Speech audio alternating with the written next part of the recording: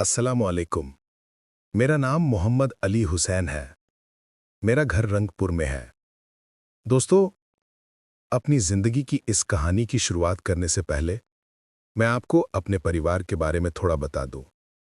हमारे परिवार में है मैं, मेरे अब्बा, अम्मी, दादा-दादी, चाचा-फूफी और कई और रिश्तेदार। मेरे 4 बड़ी बहनें और 2 भाई हैं। मतलब हम 5 भाई और 2 बहनें मिलाकर कुल 7 भाई-बहन हुए। हमारा परिवार रंगपुर शहर से बहुत दूर एक छोटे से गांव में रहता था। हम एक निम्न वर्गीय परिवार थे। मेरे अब्बा पेशे से एक किसान थे। बचपन से ही देखता आया हूं कि अब्बा खेती किसानी करके ही घर चलाते थे। मैं अपनी जिंदगी की कहानी बचपन से शुरू कर रहा हूं, क्योंकि डरावनी घटनाएं मेरे जीवन में बचपन से ही शुरू हो गई थीं। मैं बहुत छोटा था जब मैंने अपनी दादी के मुंह से सुना। जिस रात मेरा जन्म हुआ, रात के लगभग 3 बजे का समय था। वो रात गांव के इतिहास की सबसे भयानक रातों में से एक थी। तेज आंधी, तूफान और भारी बारिश हुई थी। कई पेड़ गिर गए थे। गांव के बहुत से घर टूट गए थे। हर कोई डर से सहम गया था। मेरी दादी उस समय अल्लाह से रो रो कर दुआ कर रही थी, या अल्लाह, मेरे नाती को बस बचा लेना। घर में किसी को विश्वास नहीं था कि मैं जिंदा रह पाऊंगा। तूफान इतना भयानक था कि हमारा टूटा फूटा कमजोर घर सबसे पहले गिरने वाला था। लेकिन हैरानी की बात यह हुई कि हमारे घर को छोड़कर पूरे गांव के बाकी घर गिर गए। इस घटना को गांव वाले बहुत रहस्यमय मानते थे। उसी दिन से दादी मुझे अलग नजर से देखने लगी। उनका मानना था कि मेरे अंदर कोई छुपी हुई शक्ति है। मैं साधारण इंसान नहीं, कुछ और हूं। धीरे धीरे मैं बड़ा होने लगा। मेरा ज्यादातर समय दादा दादी के साथ ही बीतता था। दादी मुझे बहुत प्यार करती थी। दुनिया एक तरफ और मैं दादी के लिए दूसरी तरफ। वे मुझे छोड़कर कहीं नहीं जाती थीं। जहां जाती मुझे साथ ले जाती। रात को मैं दादी के साथ ही सोता था और दादा अलग कमरे में सोते थे। बचपन से ही दादी के मुंह से सुनता आया था परियों की कहानियां, जिनों की बातें, देव देवताओं की कथाएं, सांप जिन की कथाएं, भूत पिशाच की कहानियां। हर रात मैं दादी को तंग करता, दादी, आज एक नई कहानी सुनाइए। दादी के कहानी सुनाने का अंदाज इतना सुंदर होता था कि दिल खुश हो जाता था। इसी तरह कहानियों की दुनिया में खोते खोते मैं बड़ा होने लगा। बड़ा होने पर दादी ने मुझे पढ़ाई के लिए गांव के एक मदरसे में दाखिला कराया। हमारे इलाके में अच्छा स्कूल नहीं था, इसलिए हम मकतब में इस्लामी तालीम लेते थे। लेकिन पढ़ाई में मेरा मन बिल्कुल नहीं लगता था। हुजूर भी कहते थे कि मैं ठीक से पढ़ाई नहीं करता। फिर दादी ने हुजूर को थोड़ा पैसा देकर कहा, मेरे नाती को जरा अलग से प्राइवेट की तरह पढ़ा दीजिए। उसके बाद मगरिब की नमाज के बाद मैं हुजूर के पास पढ़ने जाता। दादी मुझे खुद छोड़कर जाती और पढ़ाई खत्म होने पर लेने भी आती। और ठीक इसी मदरसे में पढ़ने जाने के समय से ही मेरे जीवन की अजीब अजीब घटनाएं शुरू होने लगी। मकतब में जब मैं हुजूर के पास पढ़ने जाता था, तब मैंने एक बात पर ध्यान दिया। हुजूर मुझे पढ़ाते पढ़ाते अचानक कह देते, वहां और भी बहुत छात्र हैं, मैं पहले उन्हें पढ़ा कर आता हूं, फिर तुझे पढ़ाऊंगा, तू ये पढ़। इतना कहकर हुजूर मस्जिद के अंदर चले जाते और दरवाजा बंद कर देते। मैं बरामदे में ही बैठकर पढ़ता रहता। दरवाजा बंद होते ही मुझे ऐसा लगता कि मस्जिद के अंदर जैसे बहुत सारे लोग बातें कर रहे हों और कई बच्चों के एक साथ मिलकर कुरान पढ़ने जैसी आवाजें भी आती थीं। जब हुजूर बाहर आते तो मैं पूछता, हुजूर, ये इतने सारे बच्चे कहाँ से आते हैं? ये कौन है? हुजूर गुस्सा होकर कहते, तू छोटा बच्चा है, तुझे इतना सब जानने की जरूरत नहीं, पूछताछ मत कर। ये सुनकर मैं डर जाता और हिम्मत करके कुछ पूछता भी नहीं, कहीं हुजूर नाराज ना हो जाए।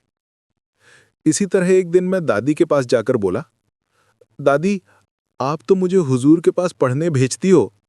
मैं बरामदे में पढ़ता हूं, लेकिन हुजूर शायद मस्जिद के अंदर बहुत सारे बच्चों को पढ़ाते हैं।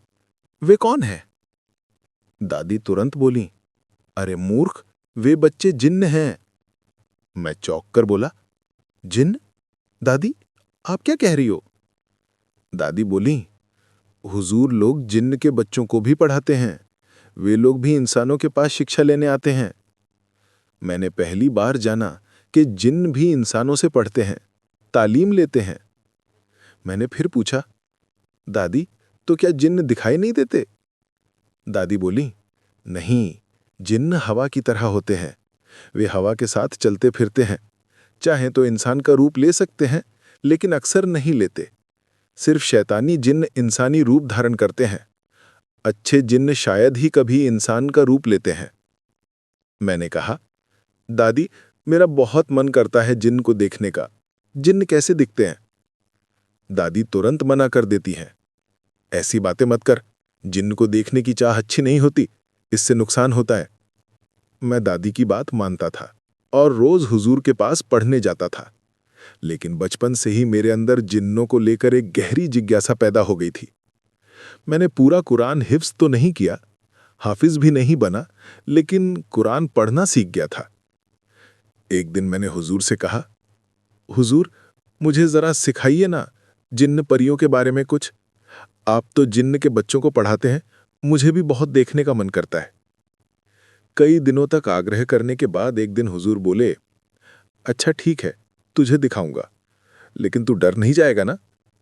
मैंने कहा, नहीं हुजूर, डरूंगा क्यों? आप दिखाएंगे तो मैं जरूर देखूंगा। हुजूर बोले, अच्छा ठीक है, तू सच में देखेगा? चल मेरे साथ चल। हजूर मुझे अपने साथ ले गए, मतलब वो मुझे नीचे गेट तक ले गए और खिड़की से अंदर देखने का मौका दिया। मैंने खिड़की के अंदर झांक कर देखा, कम से कम कई बच्चे एक साथ पढ़ रहे थे। सब कुछ बिल्कुल सामान्य, हमारे गांव के बच्चों की तरह ही। सबके सामने खुली कुरान शरीफ, सभी ध्यान लगाकर पढ़ रहे हैं। कोई भी मेरी तरफ नहीं देख रहा था। लेकिन थोड़ी देर बाद मैंने देखा कि वे दिखाई ही नहीं दे रहे, यानी वे अचानक गायब हो गए। मैं डरकर हजूर को आवाज देने लगा। हजूर बाहर आए और बोले, क्या हुआ? मैं बोला, हजूर, अभी तो बच्चों को पढ़ते हुए देखा, अब तो एक भी नहीं दिख रहा। तब हजूर ने कहा, तुझे बस थोड़ी देर के लिए देखने का मौका दिया गया था। जितना तूने देखा वही तेरा समय था, अब तू उन्हें नहीं देख पाएगा। मैंने पूछा, हजूर, जिनके बच्चे इतने सुंदर क्यों होते हैं? हर बच्चा बहुत सुंदर लग रहा था। हजूर मुस्कुराकर बोले, हाँ, वे सुंदर ही होते हैं, स्वभाव से ही सुंदर। इसके बाद मैं नियमित रूप से हजूर के पास कुरान पढ़ता रहा। कुछ समय बाद मैंने हजूर से पढ़ाई समाप्त की। उसके कुछ दिन बाद हजूर बीमार पड़ गए। बीमारी के कारण उन्होंने मदरसे का काम छोड़ दिया और अपने इलाके की मस्जिद में इमामत करने चले गए।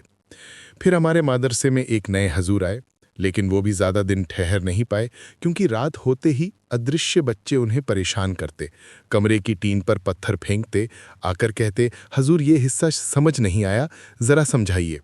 वे बार बार सवाल पूछते, उन्हें तंग करते, इतना परेशान करते कि उन्होंने नौकरी ही छोड़ दी।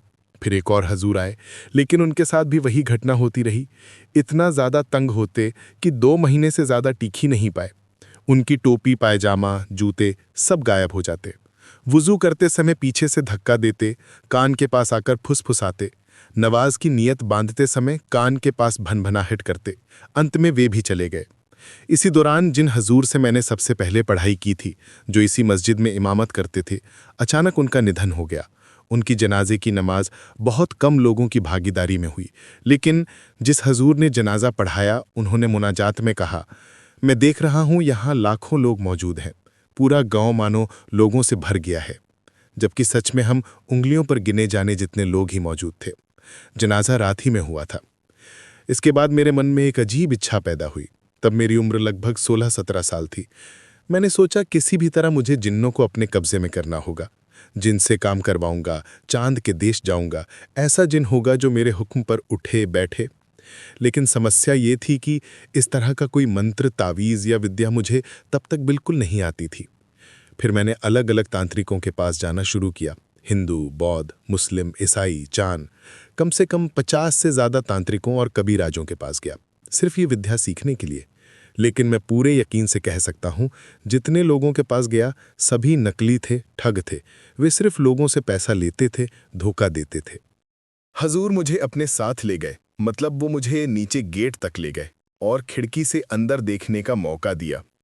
मैंने खिड़की के अंदर झांक कर देखा, कम से कम कई बच्चे एक साथ पढ़ रहे थे।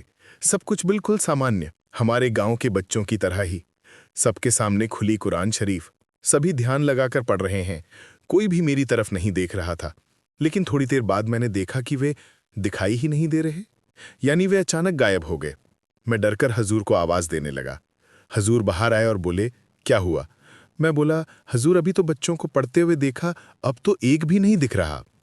तब हजूर ने कहा, तुझे बस थोड़ी देर के लिए देखने का मौका दिया गया था। जितना तूने देखा वही तेरा समय था, अब तू उन्हें नहीं देख पाएगा।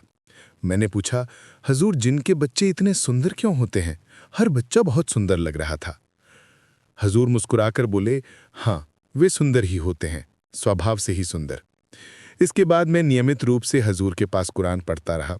कुछ समय बाद मैंने हजूर से पढ़ाई समाप्त की।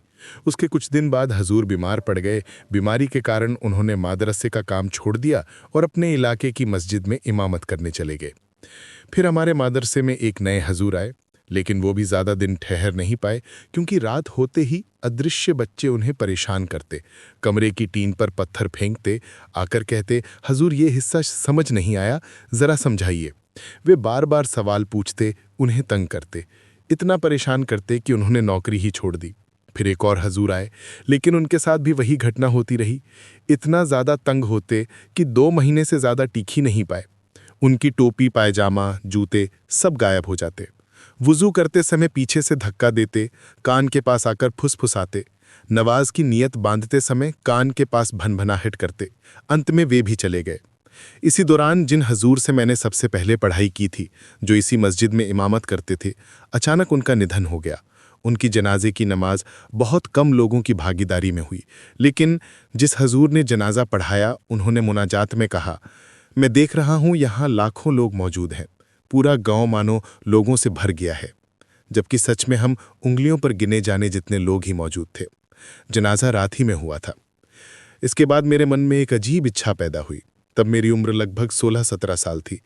मैंने सोचा किसी भी तरह मुझे जिन्नों को अपने कब्जे में करना होगा। जिनसे काम करवाऊंगा, चांद के देश जाऊंगा, ऐसा जिन होगा जो मेरे हुक्म पर उठे बैठे। लेकिन समस्या ये थी कि इस तरह का कोई मंत्र, तावीज़ या विद्या मुझे तब तक बिल्कुल नहीं आती थी।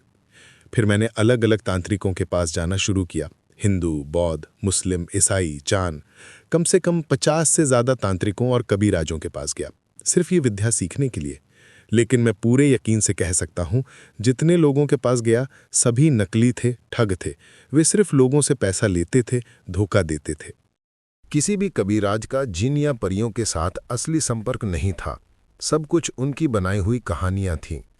कई कबीराजों के पास जाते जाते मैं इतना परेशान हो गया कि मैंने उनके पास जाना ही बंद कर दिया। इसी तरह एक दिन मैं रंगपुर सिटी में आयोजित एक पुस्तक मेले में गया। उस समय मैं भी हजूरों की तरह ही रहता, पंजाबी पहनता था, टोपी पहनता था और दाढ़ी रखता था। उस पुस्तक मेले में मुझे एक किताब मिली। किताब का नाम था जिन को काबू में लाने के नियम। ये किताब मुबाशिर अली नाम के एक व्यक्ति ने लिखी थी। किताब हाथ में लेते ही मैंने तुरंत खरीद ली। इससे पहले भी मैंने कई किताबें पढ़ी थीं, जिनमें जिन बुलाने के तरह तरह के नियम लिखे थे, लेकिन कोई भी काम नहीं आई। लेकिन मुबाशिर अली की ये किताब मैंने उसी रात पढ़ना शुरू कर दिया। पहली पार्ट पढ़ने के बाद उसी रात मुझे एक सपना आया। किताब ने कुछ नियम थे, कुछ दुआ अमल लिखे थे, जिन्हें मैंने पूरा किया था। उस रात मैंने किताब को सिरहाने रखकर सोया था। सपने में देखा एक कुत्ता किताब को मुंह में लेकर भागने की कोशिश कर रहा है। मैं कुत्ते को डांट रहा हूं, दूर हट, भाग यहां से। इस तरह पूरी रात बीत गई। सुबह फज्र की आज़ान पर जब मैं उठा, वुज़ू करके नमाज पढ़कर घर लौटा, तो माँ ने पूछा, रात को क्या हुआ? तो बार बार दूर हो, सर हट क्यों कह रहा था? मैं चौंक गया और बोला, मैंने तो कुछ कहा ही नहीं माँ। लेकिन माँ बार बार कहती रहीं कि मैं रात भर किसी को भगाने जैसा व्यवहार कर रहा था। मैं बैठकर सोचने लगा, आखिर ये कैसा मामला है? चूंकि किताब पढ़ने के बाद ही ऐसा सपना और अनुभव हुआ, तो समझ गया कि जिस तरह दवा खाने से शरीर में असर होता है, उसी तरह इस किताब का भी कोई असर है। ज़रूर इसमें कुछ ऐसा है जो मुझे बदल सकता है और जिसके ज़रिए मैं जिन या परी हासिल कर सकता हूँ। इसके बाद मैंने फिर से किताब पढ़ना शुरू किया। बीच के हिस्से में लिखा था कि किताब पढ़ने के लिए एक पूरी तरह से सुनसान जगह चाहिए, जहां इंसानों की आवाजाही ना हो, कोई बस्ती ना हो, बिल्कुल शांत वातावरण हो। वहां बैठकर किताब पढ़नी होगी और पढ़ने के दौरान तरह तरह के डरावने दृश्य और आवाज़ें सुननी पड़ेंगी। इन्हें सहन कर पाना ही आगे बढ़ने की असली परीक्षा होगी, क्योंकि जिन हासिल करना कोई आसान बात नहीं। एक जिन को बुलाकर उससे काम करवाना बेहद कठिन और असाधारण काम है। आम इंसानों के लिए यह संभव नहीं। मैंने सोचा, ठीक है, मैं ये करूँगा। किताब में समय भी बताया हुआ था, कब कितना पढ़ना है, कौन सा हिस्सा किस समय पढ़ना है, सब कुछ बहुत साफ लिखा था। अब मुझे समझ आने लगा था कि मैं किसी भयानक काम में फंस चुका हूँ। माँ, भाई, भाभी सब मुझसे लिपट कर कह रहे थे कि तू क्या कर रहा है, ठीक ठीक बता, तेरे साथ क्या हो रहा है, क्यों हो रहा है, हमें जानना है। मैं फिर भी कहता रहा कि नहीं, मेरे साथ कुछ नहीं हुआ, मैं बिल्कुल ठीक हूँ, आप लोग चिंता मत कीजिए। लेकिन माँ ने कहा, तू ठीक नहीं है। भाइयों ने भी कहा, तू बिल्कुल ठीक नहीं है, जरूर तेरे साथ कुछ हो रहा है और हमें जानना है। उन्होंने ये भी पूछा, क्या तू सचमुच कभी कभी तालाब के पास उस जामुन के पेड़ के नीचे बैठकर कुछ पढ़ता है? परिवार वाले इतने ज्यादा दबाव डालने लगे कि किसी तरह उनके हाथ छुड़ाकर मैं वहां से भाग गया। अगली रात ही बिल्कुल अलग थी। वो किताब का आखिरी अध्याय पढ़ने की रात थी। किताब में लिखा था कि इस हिस्से को भयानक तरीके से पढ़ना होगा। सामने 3 मोमबत्तियां जलानी होंगी और उसी जगह बैठकर पढ़ना होगा जहां मैं पहले कुरान पढ़ता था और जहां ये किताब भी पढ़ता था। दिन में उस जगह कोई इंसान नहीं जाता था। मैंने तय किया कि सबके सो जाने के बाद चुपके से 3 मोमबत्तियां और किताब लेकर अकेला वहां जाऊंगा। रात गहरी होने पर मैं धीरे से निकला, हाथ में 3 मोमबत्तियां और बगल में किताब। चारों ओर सुनसान अंधेरा। वहां पहुंचते ही मेरे पूरे शरीर में अजीब सी दहशत फैल गई। पूरी जगह जैसे डर की भारी चादर से ढकी हुई थी। इतना डर लग रहा था कि बयान नहीं किया जा सकता। फिर भी हिम्मत करके मैंने तीनों मोमबत्तियां जलाईं और किताब खोलकर पढ़ना शुरू कर दिया। 1 पाठ, 2 पाठ, 3 पाठ। अचानक मेरी नाक में सड़ी हुई मांस जैसी बदबू आई। इतनी भयावह दुर्गंध कि मुझे उल्टी होने लगी। फिर भी मैंने पढ़ना नहीं छोड़ा। मैं जानना चाहता था कि आखिर अंत में होगा क्या। तभी एक आदमी आकर मुझे आवाज देता है। मैंने पढ़ना नहीं रोका, बस गर्दन घुमाकर देखा और देखते ही मेरा खून जम गया।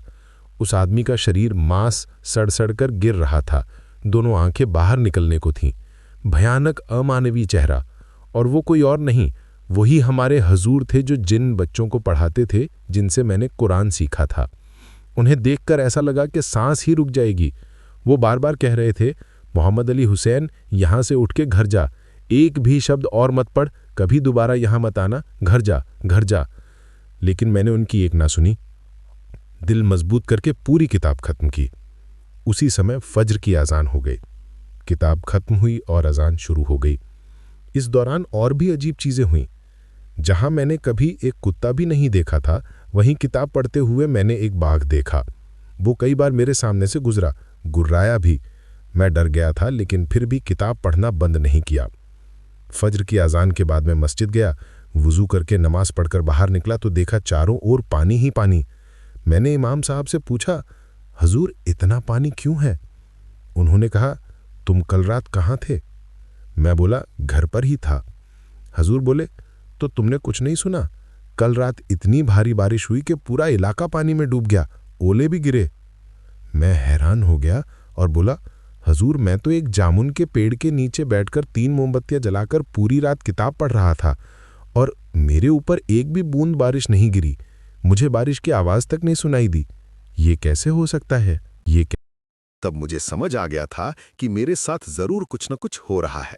अगर कुछ भी ना होता तो ऐसी बातें कभी नहीं होती। फिर भी मैंने उसे मान लिया। अपने मन को संभालकर मैं धीरे धीरे घर की ओर चलने लगा। जो होना था हो चुका था।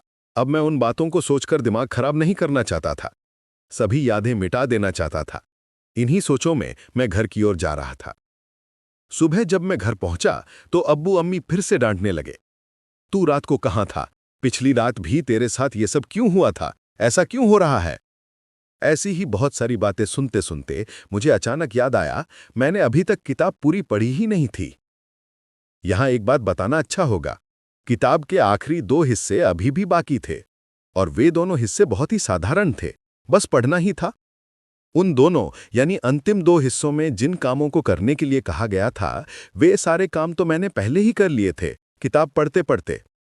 खैर, जब मैं घर पहुंचा, मां ने मेरे हाथ में किताब देखी। ऐसा लगा मानो उन्होंने किसी से कुछ सुन लिया हो या किसी तरह समझ गई हो कि मैं इस किताब से कुछ गलत कर रहा हूं। शायद काला जादू, ब्लैक मैजिक या सृष्टि के नियम तोड़ने जैसा कुछ। मां ने अचानक मेरे हाथ से किताब खींच ली। मैं बोला, मां किताब दो, किताब दो। मां गुस्से में बोली, कौन सी किताब दूं तुझे? फिर मां मेरे सामने ही किताब को चूल्हे में फेंक कर जला दी। रसोई में खाना पक रहा था। मैं दौड़कर किताब पकड़ना चाहता था, लेकिन मां ने मुझे पकड़ लिया। मैं किताब बचा नहीं पाया। मैं पागलों की तरह चिल्लाने लगा, ओ मां, तुमने ये क्या कर दिया? मेरी किताब तो अभी पूरी पढ़ी भी नहीं गई थी। मां बोली, मैंने सही किया। मैं तुझे ना कोई ओझा बनाऊंगी, ना तांत्रिक। तू मेरा बेटा है। नमाज पढ़, कुरान पढ़, हमारी तरह सादा जीवन जी। ये सब क्यों कर रहा है तू? उसी समय दादा दादी दोनों चल बसे। रात को मैं सो गया। तभी मेरे मन में ख्याल आया, किताब तो पूरी हुई ही नहीं। जो अंतिम 2 हिस्से पढ़ना जरूरी था, उनका क्या होगा? उसी रात मैंने सपना देखा। दाढ़ी, टोपी और कुर्ता पैजामा पहने एक बहुत ही बुजुर्ग शख्स मेरे पास आए और बोले, 3 दिनों के अंदर आखिरी हिस्सा पूरा करना होगा। पूरा कर लिया तो अच्छा होगा, नहीं किया तो तुम्हारी मौत भी हो सकती है। मैं डर गया, लेकिन अंतिम हिस्सा पढ़ूं कैसे? किताब तो मां ने जलाकर राख कर दी थी। आखिरी हिस्सा क्या था मुझे पता ही नहीं था। नींद खुल गई। सुबह उठकर मैं भागता हुआ उसी मेले में गया जहां से किताब खरीदी थी, लेकिन दुकान तो सिर्फ 3 दिनों के लिए थी। वे लोग सामान समेट कर चले गए थे। फिर मैं अलग अलग किताब की दुकानों में पूछने लगा, भाई, जिन को हाजिर करने का नियम, लेखक मुबासिर अली, ये किताब है क्या? लेकिन किसी ने किताब को पहचाना ही नहीं। सारी रांगपुर में कोई दुकान नहीं मिली जहां ये किताब हो। आखिरकार मैं ढाका चला गया। पूरा दिन ढूंढता रहा, लेकिन कहीं भी किताब नहीं मिली। किताब नहीं मिली तो मैं वापस घर लौट आया। घर पहुंचते ही मां से झगड़ा कर दिया। मैं बोला, तुमने मेरे हाथ से किताब छीनकर जला क्यों दी? तुमने ऐसा क्यों किया? तुमने बिल्कुल ठीक नहीं किया। तुम्हारी इसी हरकत की वजह से आज मेरी मौत भी हो सकती है। मैं सच में मर सकता हूं। मेरी मां ने पूछा, एक किताब पढ़ लेने से तू मर जाएगा क्यों? उस किताब में ऐसा क्या है जिसके कारण तेरी जान तक खतरे में पड़ जाए? लेकिन मैं अपनी मां को सारी बातें बता नहीं सकता था, और मां मेरी बातों को समझेंगी भी नहीं। बताने का कोई फायदा नहीं, उन्हें समझाना असंभव था। मैं जितना भी समझाने की कोशिश कर रहा था, मां मेरी एक भी बात सुनने को तैयार नहीं थी। 3 रात पूरी हो गई, यानी उस बूढ़े आदमी ने जो समय दिया था, 2 रात 3 रात। ठीक उसी रात मैं सो रहा था। नींद में अचानक महसूस हुआ कोई मुझे घसीटते हुए कमरे से बाहर ले जा रहा है। मैं तो दुआ दुरूद पढ़ के शरीर बंद करके सोया था, फिर भी देखा कोई मुझे हाथ पांव पकड़ के कहीं ले जा रहा है। कुछ देर बाद मेरी नींद खुल गई। नींद खुलने के बाद देखा मैं अपने कमरे में नहीं हूं। परिवार वालों के साथ सोने के बजाय मैं एक सुनसान जगह पर एक बड़े पेड़ के नीचे पड़ा हूं। पेड़ के बगल में एक छोटी नदी, खाल बह रही है। पानी की आवाज साफ सुनाई दे रही थी। मैं उठकर बैठा और चारों तरफ देखने लगा। कहीं कोई नहीं, एक भी इंसान नहीं। थोड़ी देर बाद मैंने देखा नदी के उस पार से 8-10 लंबे चौड़े लोग आ रहे हैं। सबके बदन पर पंजाबी, सिर पर टोपी। कौन है ये, मैं तब भी नहीं समझ पा रहा था। वे पास आकर मुझे बहुत ही सम्मान से सलाम बोले। मैंने भी सलाम का जवाब दिया। फिर उन्होंने पूछा, तुम्हारा नाम क्या है? मैंने कहा, मोहम्मद अली। मैंने उनसे पूछा, मैं यहां कैसे आया? मैं तो अपने कमरे में सोया था, मुझे यहां कौन लाया? वे बोले, हम ही तुम्हें यहां लाए हैं। मैंने पूछा, क्यों लाए? मैंने कोई गुनाह नहीं किया, कोई अपराध भी नहीं, फिर मुझे यहां क्यों लाया गया? वे बोले, गुनाह और अपराध में तुमने क्या छोड़ा है? शिर्क से लेके हर तरह की गंदगी, जो कुछ हो सकता था तुम सब कर चुके हो। तुमने ऐसा क्यों किया? उनकी बातें और उनके शरीर की बनावट देखकर मैं समझ गया, ये इंसान नहीं, ये जिन है। मैंने कहा, मेरी बहुत इच्छा थी कि मैं जिन बुलाऊं और उनसे काम करवाऊं, इसलिए मैंने ये सब किया। वे बोले, क्या तुम जानते हो, जिन को बुलाने से फायदे की जगह नुकसान ही ज्यादा होता है। कोई जिन इंसान का भला नहीं करता, अच्छा जिन जैसा कुछ नहीं होता। मैंने कहा, मुझे नहीं पता था कि क्या होता है, पर हाँ, जिनको बुलाने के लिए ही मैंने ये सब किया। वे बोले, तुम अमुक हजूर के शागिर्द हो, उसी की इज्जत में हम अभी भी तुमसे अच्छी तरह बात कर रहे हैं, लेकिन तुमने हद पार की है, तुमने बिल्कुल ठीक नहीं किया। फिर उन्होंने मुझे कुछ खाने के लिए दिया, एक फल जैसा कुछ। उन्होंने कहा, इसे खा के कसम खाओ, आज के बाद कभी इन कामों में नहीं पड़ोगे। मैंने पूछा, ये क्या है? वे बोले, इसे खाकर तुम कभी बोल नहीं पाओगे, जिंदगी भर के लिए गूंगे हो जाओगे, ये तुम्हारी सजा है। मैंने कहा, क्यों? मैं क्यों गूंगा हो जाऊं? वे बोले, तुम्हारे किए हुए गुनाह की सजा। मैंने कहा, मैं ये नहीं खाऊंगा। वे धमकी देने लगे, नहीं खाओगे तो अभी यहीं तुम्हें मार देंगे। मैंने कहा, अगर मार सकते हो तो मार दो, गूंगा होके जीने से अच्छा है मर जाना, मुझे मार दो। तुमने बिल्कुल ठीक नहीं किया। तुम्हारी इसी हरकत की वजह से आज मेरी मौत भी हो सकती है, मैं सच में मर सकता हूं। मेरी मां ने पूछा, एक किताब पढ़ लेने से तो मर जाएगा, क्यों? उस किताब में ऐसा क्या है जिसके कारण तेरी जान तक खतरे में पड़ जाए? लेकिन मैं अपनी मां को सारी बातें बता नहीं सकता था और मां मेरी बातों को समझ भी नहीं पाती। बताने का कोई फायदा नहीं, उन्हें समझाना नामुमकिन था। मैं जितना भी समझाने की कोशिश कर रहा था, मां मेरी एक भी बात सुनने को तैयार नहीं थी। 3 रातें पूरी हो गईं, यानी उस बूढ़े आदमी ने जो समय दिया था, 2 रात 3 रात, ठीक उसी रात मैं सोया हुआ था। नींद में अचानक महसूस हुआ कोई मुझे घसीटते हुए मेरे कमरे से बाहर ले जा रहा है। मैं तो दुआ दुरूद पढ़कर शरीर बंद करके सोया था, फिर भी देखा कोई मुझे हाथ पांव पकड़कर कहीं ले जा रहा है। कुछ देर बाद अचानक मेरी नींद खुल गई। नींद खुलने के बाद देखा मैं अपने कमरे में नहीं हूं। परिवार के लोगों के साथ सोने की बजाय मैं एक सुनसान जगह पर एक बड़े पेड़ के नीचे पड़ा हूं। पेड़ के बगल में एक छोटी नदी यानी खाल बह रही थी। पानी की आवाज साफ सुनाई दे रही थी। मैं उठकर बैठा और चारों तरफ देखने लगा, कहीं कोई नहीं, एक भी इंसान नहीं। थोड़ी देर बाद मैंने देखा नदी के उस पार से 8-10 लंबे चौड़े लोग आ रहे हैं। सबके बदन पर पंजाबी, सिर पर टोपी। कौन थे ये लोग, मैं अब भी नहीं समझ पा रहा था। वे पास आकर मुझे बहुत सम्मान से सलाम बोले। मैंने भी सलाम का जवाब दिया। फिर उन्होंने पूछा, तुम्हारा नाम क्या है? मैंने कहा, मोहम्मद अली। मैंने उनसे पूछा, मैं यहाँ कैसे आया? मैं तो अपने कमरे में सोया था, मुझे यहाँ कौन लाया? वे बोले, हम ही तुम्हें यहाँ लाए हैं। मैंने पूछा, क्यों लाए? मैंने कोई गुनाह नहीं किया, कोई अपराध भी नहीं किया, फिर मुझे यहाँ क्यों लाया गया? दे बोले, गुनाह और अपराध में तुमने क्या छोड़ा है? शिर्क से लेकर हर तरह की गंदगी, जो कुछ हो सकता था तुम सब कर चुके हो। तुमने ऐसा क्यों किया? उनकी बातें और उनके शरीर की बनावट देखकर मैं समझ गया, ये इंसान नहीं, ये जिन है। मैंने कहा, मेरी बहुत इच्छा थी कि मैं जिन बुलाऊं और उनसे काम करवाऊं, इसलिए मैंने ये सब किया। वे बोले, क्या तुम जानते हो, जिन को बुलाने से फायदे से ज्यादा नुकसान होता है? कोई जिन इंसान का भला नहीं करता, अच्छा जिन जैसा कुछ नहीं होता। मैंने कहा, मुझे नहीं पता था कि क्या होता है, पर हाँ, जिन को बुलाने के लिए ही मैंने ये सब किया। वे बोले, तुम अमुक हजूर के शागिर्द हो, उसी की इज्जत में हम अभी भी तुमसे नरमी से बात कर रहे हैं, लेकिन तुमने हद पार कर दी है, तुमने बिल्कुल ठीक नहीं किया। फिर उन्होंने मुझे कुछ खाने के लिए दिया, एक फल जैसा कुछ। उन्होंने कहा, इसे खाकर कसम खाओ, आज के बाद कभी इन कामों में नहीं पड़ोगे।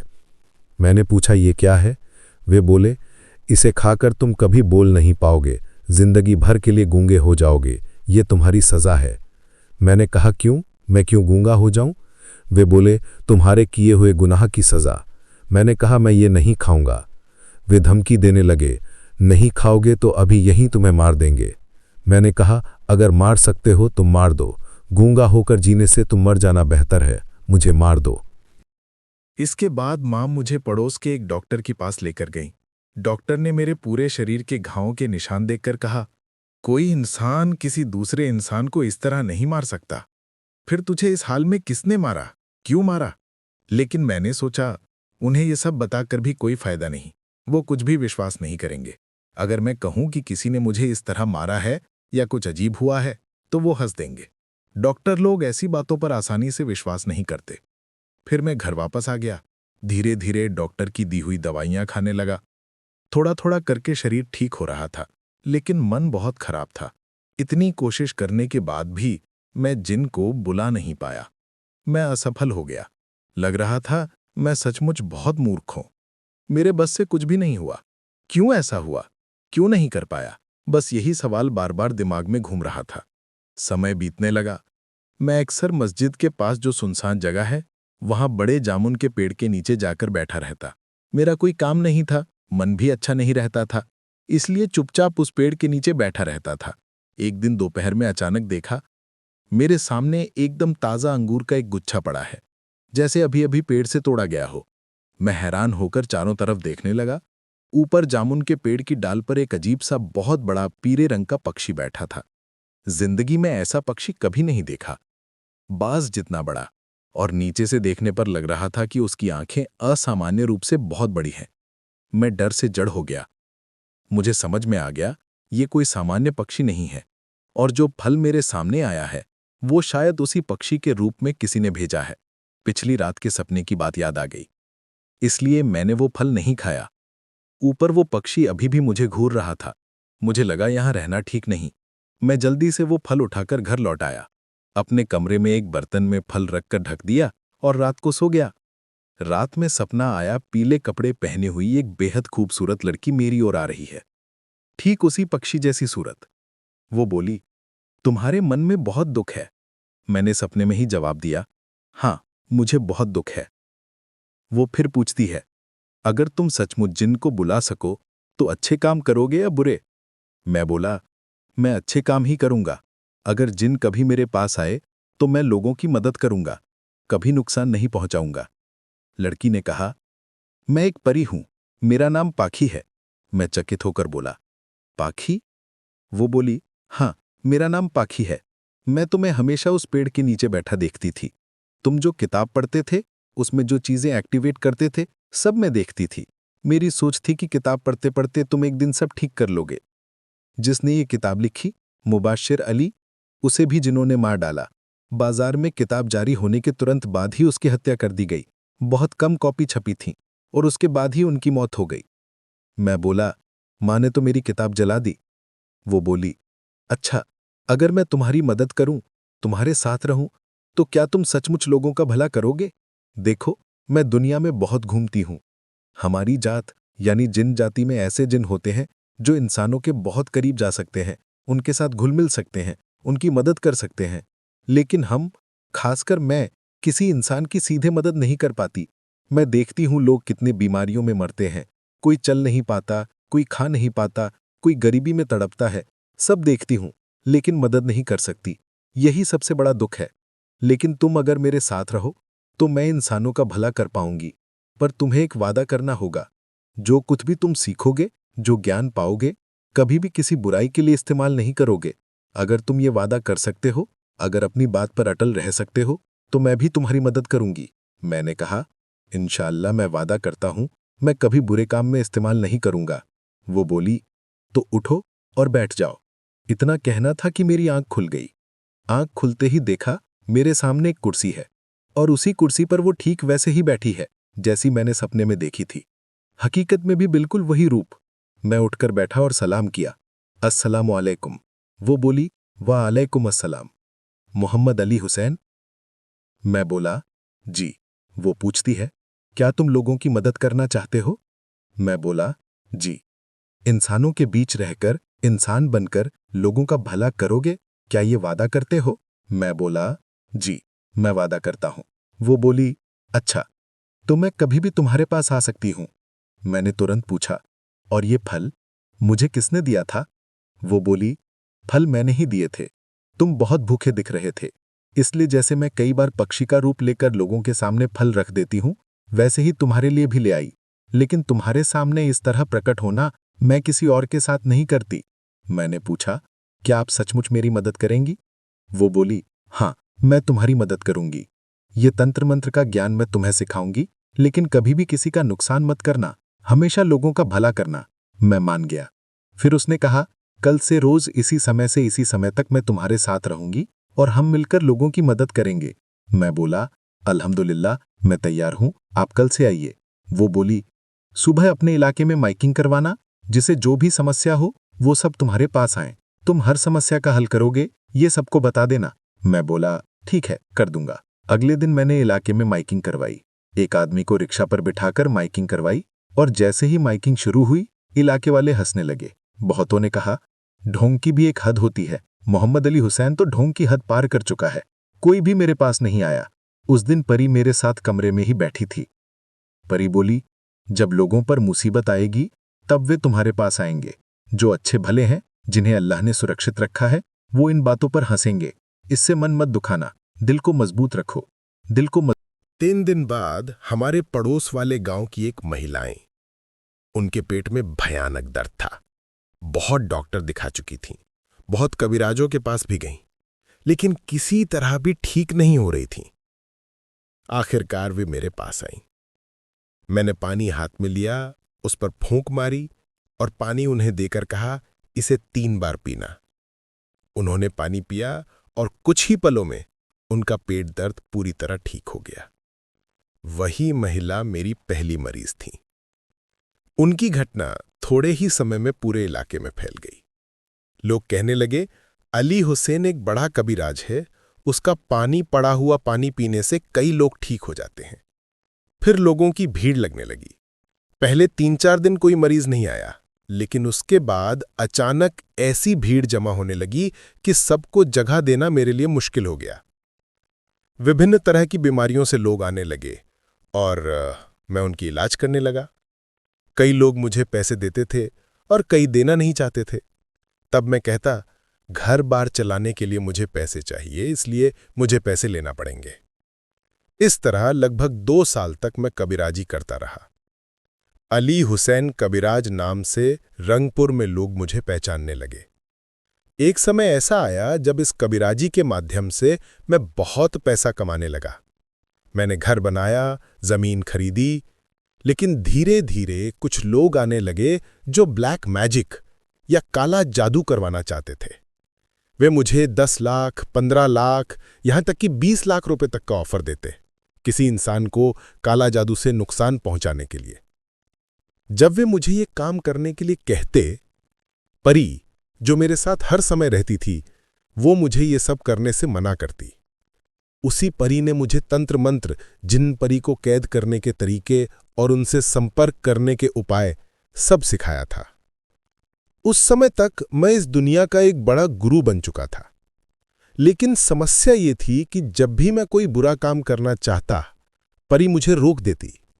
वो आजाद थी, इसलिए मैं उसे जबरदस्ती नहीं कर सकता था। इसका नतीजा ये हुआ कि कई ऐसे लोग जिनसे मैं लाखों कमा सकता था, वे मेरे पास से वापस चले जाते। मेरे भीतर पैसों के प्रति लालच बढ़ने लगा। ऐसा लगने लगा कि मुझे और ज्यादा पैसा चाहिए। पैसे के अलावा मैं कुछ समझ ही नहीं रहा था। अंत में मैंने सोचा, अब ऐसे नहीं चलेगा, कोई ना कोई रास्ता निकालना ही होगा। क्योंकि मैंने सब कुछ सीख लिया था, इसलिए मन में एक निर्णय लिया, मैं परी को कैद कर दूंगा। अगर मैं उसे कैद कर पाता तो वो मेरे कहे अनुसार काम करती, मैं जो कहता वो वही करती, और अगर कैद ना कर पाता तो मुझे उसे ही मानना पड़ता। लेकिन अगर मैं कैद करने में सफल हो जाता तो मैं उससे हर तरह का काम करवा सकता था, यहां तक कि कभी पैसों की कमी भी नहीं होती। इन सब सोच विचार के बाद एक दिन मैं सचमुच परी को कैद करने में कामयाब हो गया। कैसे कैद किया ये बताना मुमकिन नहीं, ये बहुत व्यक्तिगत और गूढ़ तांत्रिक बात है। सिर्फ वही लोग समझ सकते हैं जो इस लाइन में होते हैं। मेरे साथ रहते हुए ही मैंने उसे कैद कर लिया। जब मैं उसे कैद कर रहा था, वो समझ गई कि मैं सच में उसे बांध रहा हूं। तब वो कहने लगी, तुम एक शागिर्द होकर अपने उस्ताद के साथ बेदबी कर रहे हो, छात्र होकर तुम अपने शिक्षक के खिलाफ खड़े हो। क्या तुम्हें लगता है कि तुम अपने जीवन में भलाई पाओगे, तुम खुश रहोगे? तुम गलत कर रहे हो मोहम्मद अली हुसैन, तुम पाप कर रहे हो अली हुसैन। लेकिन मैंने उसकी एक भी बात नहीं सुनी। मैंने उसे कैद कर दिया, और कैद करने के बाद मैं बुरे काम करना शुरू कर दिया। अब वो मजबूर होकर मेरे सारे काम करती थी, क्योंकि मैंने उसे तंत्र मंत्र के जाल में फंसा दिया था। वो पूरी तरह मेरे नियंत्रण में आ चुकी थी। जब मैं उसे कोई काम करने को कहता और वो ना करती तो मैं उसे यातना देता, मैं उसे चोट पहुंचाता, मैं उसे नुकसान पहुंचाता। जैसे जुन्नों को सजा दी जाती है वैसे ही मैं उसे कष्ट देता था। आखिरकार मजबूर होकर वो मान जाती और मेरे आदेश के अनुसार काम करती। इस तरह करते करते मैंने इतना पैसा कमाया जो आपको बता भी नहीं सकता। मैंने रंगपुर में लगभग आधा इलाका खरीद लिया, ढाका में जमीन खरीदी, चिटगोंग बंदर क्षेत्र के पास भी कई जगहों पर 100-100 करोड़ की संपत्ति खड़ी कर ली। इसके बाद मैंने सामान्य मरीजों को देखना बंद कर दिया। अब सिर्फ ऐसे काम लेता था जहां किसी पर बाण लगाना पड़ता था। यहां बाण मारना है, वहां बाण मारना है। ऐसे ही मैंने अनगिनत लोगों को जादू से मौत के घाट उतारा। मैं सिर्फ बुरे काम ही करता था। इसी दौरान मेरे भीतर परी के प्रति एक अजीब सा बुरा आकर्षण पैदा होने लगा, यानी एक लालसा। मेरे मन में इच्छा हुई कि मैं परी के साथ शारीरिक संबंध रखूं। उस समय मेरे पास अपार धन दौलत थी। मैं अमीरों का भी अमीर बन चुका था। मैंने सोचा अगर मुझे परी के साथ पति पत्नी जैसा संबंध रखना है तो उसे इंसानी रूप देना होगा, उसे ऐसी सूरत में लाना होगा जिसमें मैं उसे भोग सकूं। ये सब बहुत गहरे तांत्रिक काम है, सब कुछ बताना संभव नहीं। बस इतना बताता हूं, उसे एक स्त्री का रूप देने के लिए मुझे एक विशेष काम करना था। और वो काम था लगभग 100 साल पहले मरी किसी तांत्रिक महिला की कब्र से एक मुट्ठी मिट्टी लाना। ऐसी महिला जो काला जादू करती थी, ब्लैक मैजिक करती थी और इंसानों को नुकसान पहुंचाती थी, ऐसी ही एक तांत्रिक महिला फिर मैं उस महिला की कब्र पर गया, रंगपुर से सीधे वहां पहुंचा। वहां जाकर देखा किसने भी उसकी कब्र का सही स्थान ठीक से नहीं बता पाया।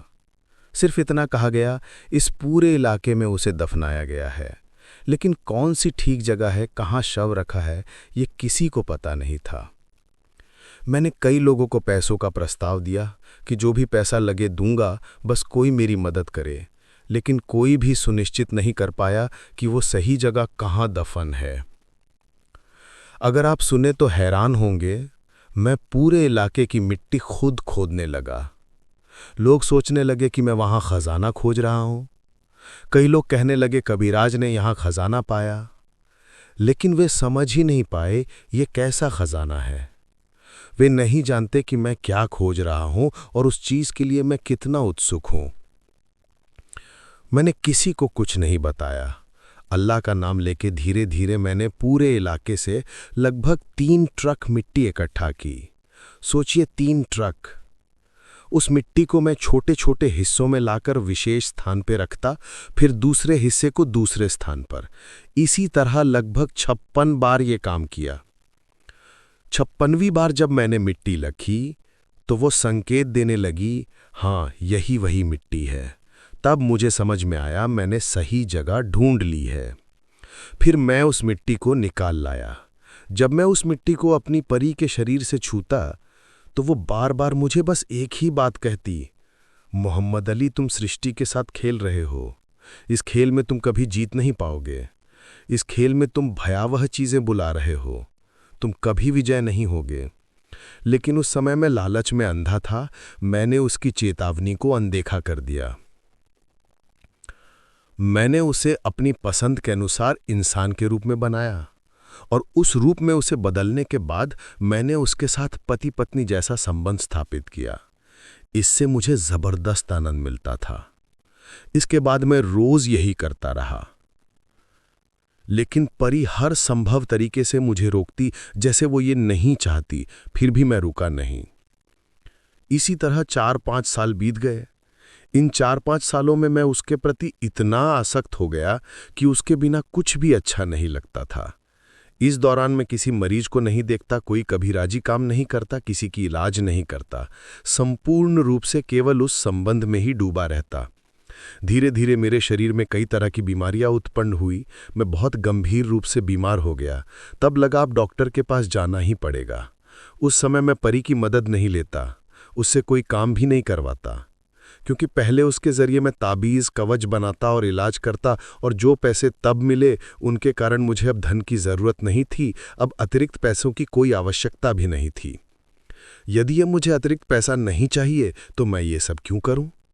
इसी वजह से मैंने कबीराजी काम पूरी तरह छोड़ दिया। कबीराजी छोड़कर मैं केवल उस संबंध में ही लिप्त रहा। मैं उसके साथ नियमित रूप से यही संबंध बनाए रखा। इसी तरह समय बीतता गया और अचानक मुझे कई प्रकार की गंभीर बीमारियां महसूस होने लगी।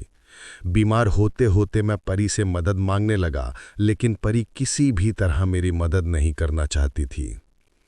अंततः स्थिति इतनी गंभीर हो गई कि वो मुझसे कहती, तुम मुझे मार दो, मैंने अपने पैरों से खुद को चोट पहुंचाई है।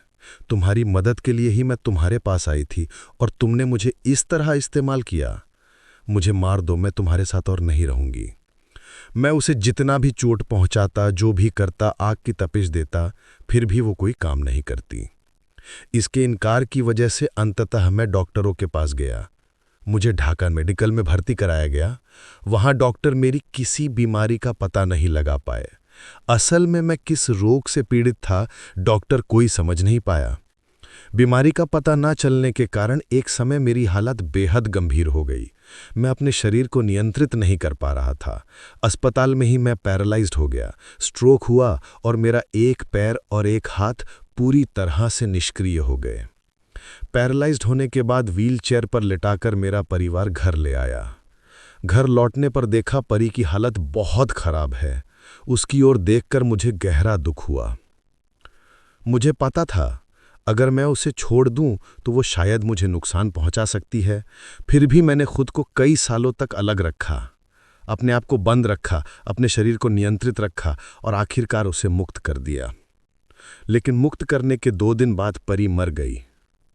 पिंजरे में नहीं, मुक्त होने के तुरंत बाद। वो बहुत दूर तक नहीं जा पाई। उसकी मृत्यु ने मुझे बेहद कष्ट दिया। मुझे लगा मैंने जीवन में इतना बड़ा पाप किया है कि शायद मुझे कभी क्षमा न मिले। अल्लाह शायद मुझे कभी माफ न करे। परी की मृत्यु के बाद मेरे शरीर का जो हिस्सा पैरालाइज था वो कभी ठीक नहीं हुआ। धीरे धीरे मेरी जमीन, जायदाद, हर संपत्ति मेरे भाइयों द्वारा कब्जा में कर ली गई। 2024 में जब मैं आपको ये कहानी सुना रहा हूँ, ढाका, चिटगौर, रंगपुर, बरिशाल समेत मेरी सारी संपत्ति मेरे बड़े 4 भाइयों और 2 बहनों ने ले ली। मेरे माता पिता दोनों का देहांत हो चुका था। भाई बहनों ने मेरे अंगुलियों के निशान लेकर सारी संपत्ति अपने नाम कर ली। जब मैं मेडिकल में भर्ती होकर व्हीलचेयर पर था, उन्हीं समय में उन्होंने मेरा सब कुछ ले लिया। मुझे कोई न्याय नहीं मिला और मैं न्याय भी नहीं चाहता, क्योंकि मुझे पता है ये मेरे पाप का फल है। इस पाप का परिणाम मुझे इस जीवन में भुगतना ही पड़ेगा। आज जिस स्थिति में मैं खड़ा हूं, मैं मृत्यु के बहुत करीब हूं, कभी भी मर सकता हूं। मेरी उम्र लगभग 80 वर्ष के करीब है, आपके पिता की उम्र से भी ज़्यादा। मरने से पहले मैं चाहता हूं आपके माध्यम से पूरे तांत्रिक समाज और कबीराज समाज को एक संदेश दूं, मैंने जो अपराध किया वही अपराध आप ना करें। अगर करेंगे तो मेरे जैसे ही पाप का बोझ उठाना पड़ेगा और एक दिन जीवन यापन करना पड़ेगा भिक्षा और ज़कात के पैसे पर। सभी लोग सुरक्षित रहें, सभी लोग स्वस्थ रहें।